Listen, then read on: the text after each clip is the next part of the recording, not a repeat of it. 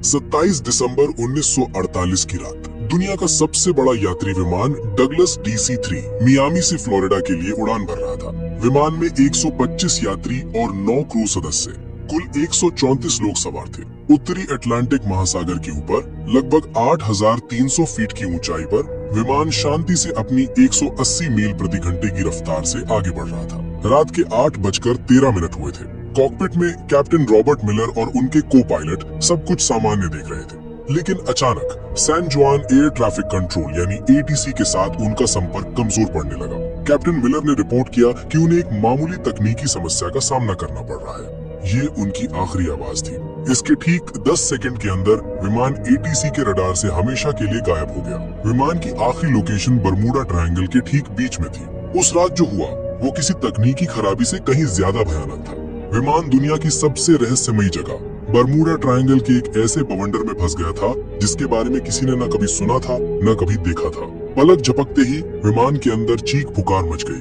Captain Miller ने अपनी पूरी ताकत से प्लेन को संभालने की कोशिश की, लेकिन तब तक बहुत देर हो चुकी थी। तूफान ने पूरे विमान को अपनी चपेट में ले लिया था और उसे किसी खिलौने की तरह घुमा रहा था। प्लेन के सारे इलेक्ट्रॉनिक उपकरण, कंपास, रेडार सब कुछ बंद हो चुका था। विमान अब किसी इंसान के नियंत्रण में नहीं था, वो सिर्फ तूफान की रफ्तार से अंधाधुंध उड़े जा रहा था। लगभग आधा घंटा उस जानलेवा बवंडर में जूझने के बाद जब विमान तूफान से बाहर निकला तो चारों तरफ सिर्फ अंतहीन समंदर था।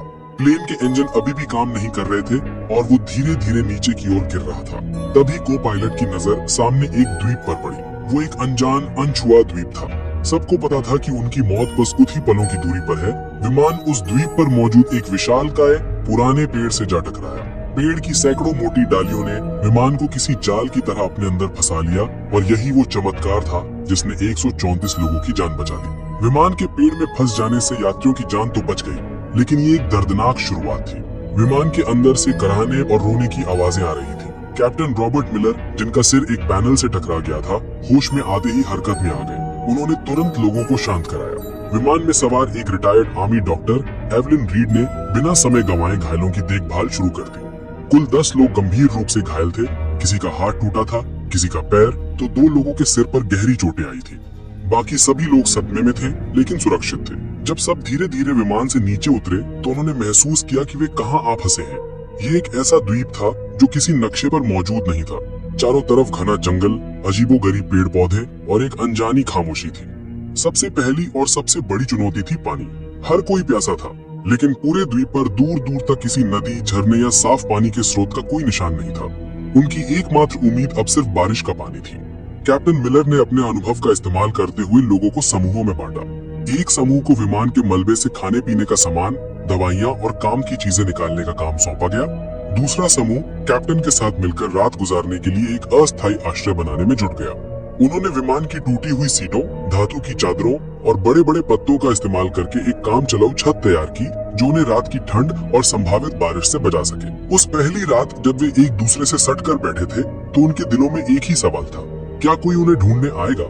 क्या वे कभी इस अनजान जगह से बाहर निकल पाएंगे? दूसरे दिन की सुबह एक नई चुनौती लेकर आई, भोजन की कमी और आग जलाने की तकनीक। विमान से जो थोड़ा बहुत खाना मिला था वो ज्यादा दिन नहीं चलने वाला था।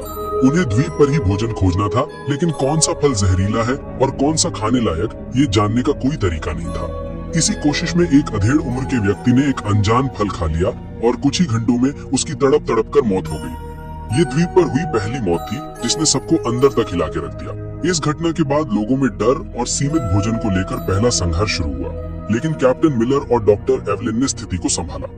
उसी शाम एक किशोर लड़के ने, जिसे विज्ञान में रुचि थी, अपने चश्मे के लेंस का उपयोग करके सूरज की किरणों को सूखी पत्तियों पर केंद्रित किया। घंटों की मेहनत के बाद पत्तियों से धुएं की एक पतली लकीर उठी और फिर एक छोटी सी लौ जल उठी। आग। ये उनके लिए किसी जीत से कम नहीं थी। आग न केवल खाना पकाने के लिए जरूरी थी, बल्कि ये रात में जंगली जानवरों को भी दूर रख सकती थी। इसी बीच विमान में एक इंजीनियर आर्थर वैंस ने टूटे हुए रेडियो को ठीक करने की कोशिश की। कड़ी मशक्कत के बाद वो एक कमजोर सिग्नल भेजने में कामयाब रहा। उसने अपनी आखिरी लोकेशन और मदद का संदेश भेजा, लेकिन सामने से कोई जवाब नहीं आया। रेडियो की बैटरी खत्म हो चुकी थी और संपर्क का एकमात्र जरिया भी टूट चुका था। दिन बीतते गए। जब 10 दिन बाद भी बचाव का कोई संकेत नहीं मिला तो 4 लड़के और एक लड़की का सब्र जवाब दे गया। एक रात जब सब सो रहे थे, वे चुपके से विमान के मलबे से बनी एक छोटी सी नाव लेकर समुद्र में उतर गए। वे फिर कभी लौटकर नहीं आए। उनका क्या हुआ, वे कहां गए, ये एक रहस्य बनकर रह गया। उन 5 लोगों के जाने के बाद बचे हुए लोगों को एहसास हो गया कि उन्हें लंबे समय तक यहीं रहना पड़ेगा। कैप्टन मिलर ने सबको इकट्ठा किया और एक स्थायी व्यवस्था बनाने का प्रस्ताव रखा। काम का बंटवारा किया गया। एक टीम रोजाना भोजन और फल इकट्ठा करने के लिए जंगल में जाती, दूसरी टीम आश्रय को और मजबूत बनाने और उसकी मरम्मत करने का काम करती। डॉक्टर एवलिन और कुछ अन्य लोगों ने घायलों और बीमारों की देखभाल का जिम्मा संभाला। दूसरी ओर अमेरिकी सरकार ने विमान को खोजने के लिए इतिहास का सबसे बड़ा सर्च ऑपरेशन शुरू किया था। अटलांटिक महासागर के चप्पे चप्पे को छान मारा गया, लेकिन विमान का एक टुकड़ा भी नहीं मिला। 1 सप्ताह की लगातार खोज के बाद भी जब कोई सुराग नहीं मिला तो अभियान धीमा पड़ गया। इसी बीच द्वीप पर बचे हुए लोगों ने जीने की कला सीखनी शुरू कर दी थी। उन्होंने द्वीप के पत्थरों और विमान की धातु को घिस घिस कर चाकू और भाले जैसे औजार बनाए। सबसे बड़ी चुनौती द्वीप के जंगली सुअर थे, जो झुंड में रहते थे और रात में उनके शिविर पर हमला कर देते थे। विमान में एक शिकारी ट्रेनर भी था, जिसने लोगों को भाला चलाना और जाल बिछाना सिखाया। कई दिनों की योजना और अभ्यास के बाद उन्होंने अपने पहले जंगली सुअर का शिकार किया। ये एक भयानक और भावनात्मक क्षण था। शिकार के दौरान 2 लोग घायल हो गए, लेकिन जब वे उस शिकार को लेकर शिविर में लौटे तो ये सिर्फ भोजन नहीं था, ये उनकी एकता और दृढ़ संकल्प की जीत थी।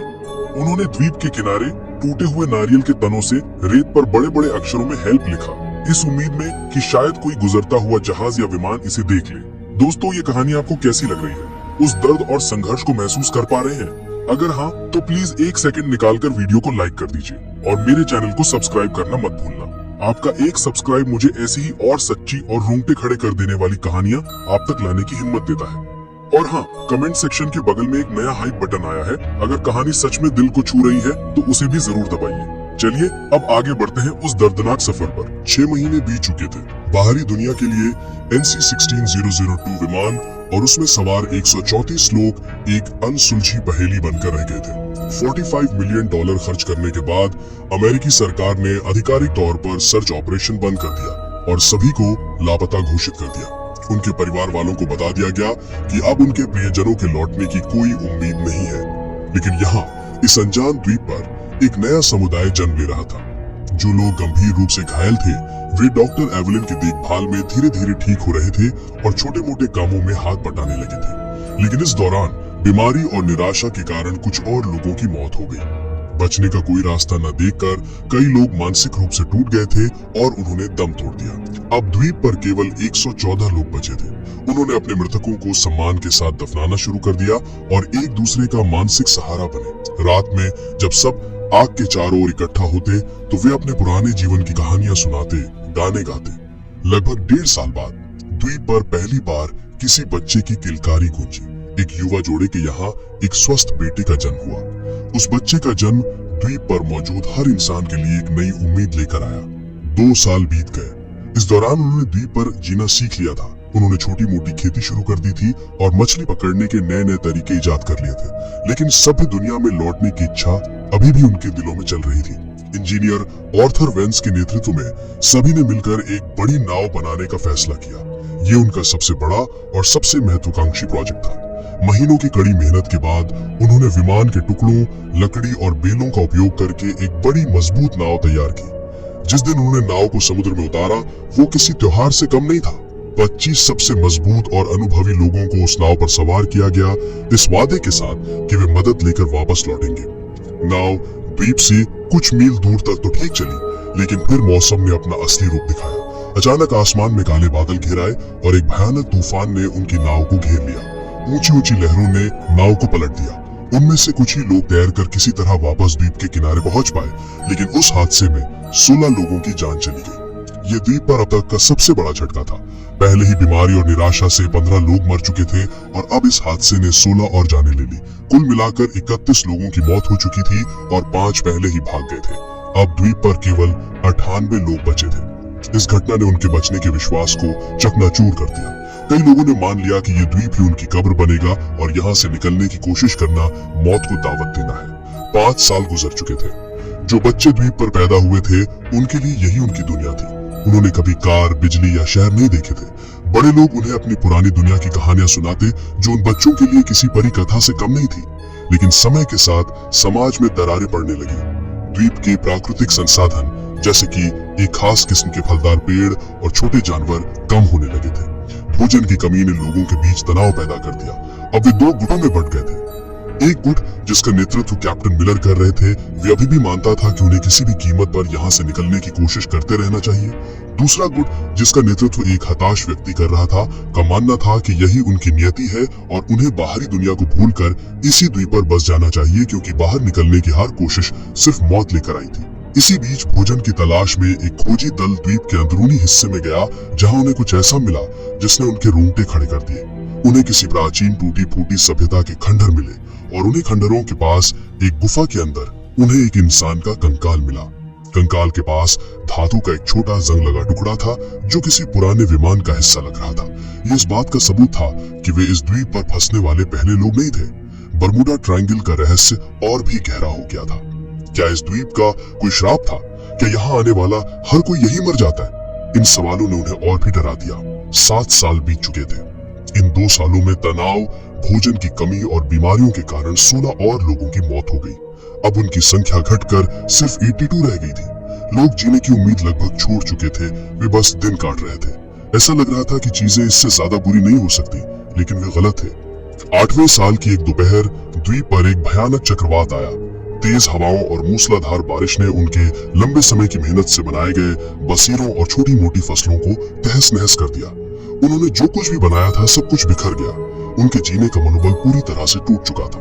वे खुले आसमान के नीचे भीगते हुए, कांपते हुए बैठे थे और सोच रहे थे कि शायद अब अंत आ गया है। चक्रवात के ठीक कुछ हफ्ते बाद, जब वो अभी उबरने की कोशिश ही कर रहे थे, द्वीप एक जोरदार भूकंप से कांप उठा।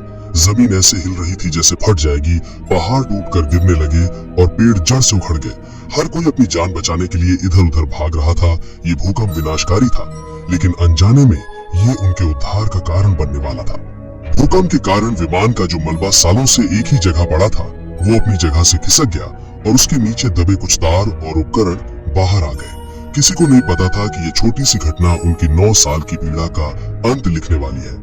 भूकंप के कुछ दिन बाद जब सब कुछ शांत हुआ, तो इंजीनियर आर्थर वेंस यूं ही टूटे हुए मलबे का निरीक्षण कर रहा था। तभी उसकी नजर विमान के उस रेडियो पर पड़ी, जो अब एक अलग कोण पर पड़ा था। उसी समय वैज्ञानिकों के अनुसार एक तीव्र सौर तूफान, जिसे सोलर फ्लेयर कहते हैं, उठा, जिसने पृथ्वी के चुंबकीय क्षेत्र को प्रभावित किया। ये एक दुर्लभ खगोलीय घटना थी। शायद इसी घटना के कारण या भूकंप से हिले तारों के जुड़ जाने से एक चमत्कार हुआ। आर्थर ने जब यूं ही रेडियो का एक स्विच दबाया, तो उसमें से एक हल्की सी खरखराहट की आवाज आई। उसके दिल की धड़कन बढ़ गई। उसने कांपते हाथों से बैटरी के बचे कुचे तारों को जोड़ा और 9 साल में पहली बार रेडियो की हरी बत्ती जल उठी। उसने तुरंत माइक उठाया और एक कांपती हुई आवाज में कहा, मेडे, मेडे, मेडे, ये फ्लाइट NC-16002 है। क्या कोई सुन रहा है? हम जिंदा हैं। हम 9 साल से एक द्वीप पर फंसे हुए हैं। दूसरी तरफ मियामी के एयर ट्रैफिक कंट्रोल में एक ऑपरेटर ने जब ये संदेश सुना, तो उसे अपने कानों पर विश्वास नहीं हुआ। उसने सोचा कि ये कोई मजाक है, लेकिन जब आर्थर ने विमान का रजिस्ट्रेशन नंबर, कैप्टन का नाम और उड़ान की तारीख बताई, तो पूरे कंट्रोल रूम में सन्नाटा छा गया। अमेरिकी सरकार ने तुरंत रेस्क्यू ऑपरेशन फिर से शुरू कर दिया। उस समय सैटेलाइट तकनीक इतनी उन्नत नहीं थी कि वे लोकेशन को ट्रैक कर सके। उन्हें बस इतना पता था कि विमान बरमूडा ट्रायंगल के आसपास कहीं है। उन्होंने उस पूरे इलाके के एक एक द्वीप को फिर से छानने का फैसला किया। दूसरी ओर द्वीप पर मौजूद लोगों में आशा की एक नई किरण जाग उठी थी। वे दिन रात एक बड़ी आग जलाकर धुआं करते रहते ताकि बचाव दल उन्हें देख सके। 9 साल, पूरे 9 साल बीत चुके थे। एक सुबह जब द्वीप के बचे कुचे 82 लोग सोकर उठे, तो उनमें से एक ने दूर क्षितिज पर एक छोटा सा धब्बा देखा। वो धब्बा धीरे धीरे बड़ा हो रहा था। वो एक जहाज था। वो एक अमेरिकी नौसेना का जहाज था जो उनकी तलाश में आया था। उस जहाज को देखते ही 9 साल का दबा हुआ दर्द, पीड़ा और इंतजार सब कुछ आंसुओं के सैलाब में बह निकला। लोग खुशी से चीख रहे थे, रो रहे थे, एक दूसरे को गले लगा रहे थे। वे रेत पर दौड़ते हुए चिल्ला रहे थे, हम बच गए, हम बच गए। जब बचाव दल द्वीप पर उतरा, तो वे वहां का दृश्य देखकर सन्न रह गए। जिन्हें दुनिया 9 साल पहले मृत मान चुकी थी, वे आज उनके सामने खड़े थे, थके हुए, कमजोर लेकिन जिंदा। उनकी वापसी की कहानी ने पूरी दुनिया को हिलाकर रख दिया। ये मानव सहन शक्ति और जीवित रहने की इच्छा की एक अविश्वसनीय कहानी थी। जिन परिवारों ने अपने प्रियजनों के लौटने की उम्मीद छोड़ दी थी, वे आज उनसे मिल रहे थे। वो पल इतने भावुक थे कि उन्हें शब्दों में बयां नहीं किया जा सकता। अमेरिका में यह कहानी एक किंवदंती बन गई, जो आज भी लोगों के दिलों में बसी है। ठीक 1 साल बाद 1958 में प्रसिद्ध लेखक जेम्स बाल्डविन ने इन बचे हुए लोगों के अनुभवों पर आधारित एक किताब लिखी, जिसका नाम था lost in the echo the 9-year survival of flight NC-16002। ये किताब अमेरिका की सबसे ज्यादा बिकने वाली किताबों में से एक बनी। ये सिर्फ एक कहानी नहीं थी, ये उन 82 आत्माओं की दर्दनाक दास्तां थी जिन्होंने 9 साल तक मौत को मात दी और हमें सिखाया कि उम्मीद की एक छोटी सी किरण भी सबसे घने अंधेरे को चीर सकती है।